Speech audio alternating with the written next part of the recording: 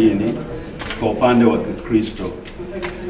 Jambo kubwa la muhimu kwa sisi wa Kristo ni kufundisha neno la Mungu kwa usahihi, kwa maana ya kwamba tukifundisha kwa habari ya watu kupendana, waishi kwa upendo.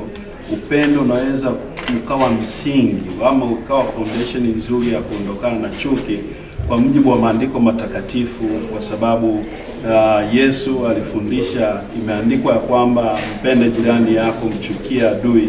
Lakini mimi nawaambia mpendeni pia na adui.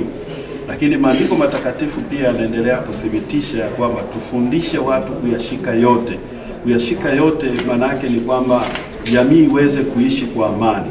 Na tunapozungumzia amri ya upendo ni komandi, ni agizo, ni amri. Yesu aliwaambia amri mpya na wapeni, pendaneni. Kwa hiyo msingi mkubwa wa kuweza kuondoa chuki ni swala la upendo. Tunaposema upendo, upendo huvumilia, upendo hustahimili, upendo haushikilii mabaya, upendo unaachilia. Hilo ni jambo mojawapo. Jambo la pili ni msamaha. Sisi viongozi wa dini tunapaswa sana kufundisha swala la msamaha. Msamaha haijalishi ya kwamba umemkosea mtu mara ngapi. Biblia inasema ya kwamba mtu akikosea msamehe 7 mara 70.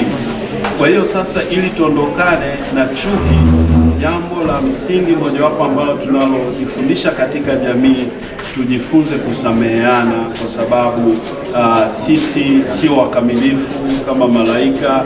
Sisi tuna mapungufu, na Biblia pia inazidi kusema mchukuliane. Kwa hiyo nafasi ya dini katika imani ya Kikristo inaweza ikawa ni mchango mkubwa sana wa kusaidia tiba hii ya chuki, ikiwa neno la Mungu linafundishwa kwa usahihi. Asante.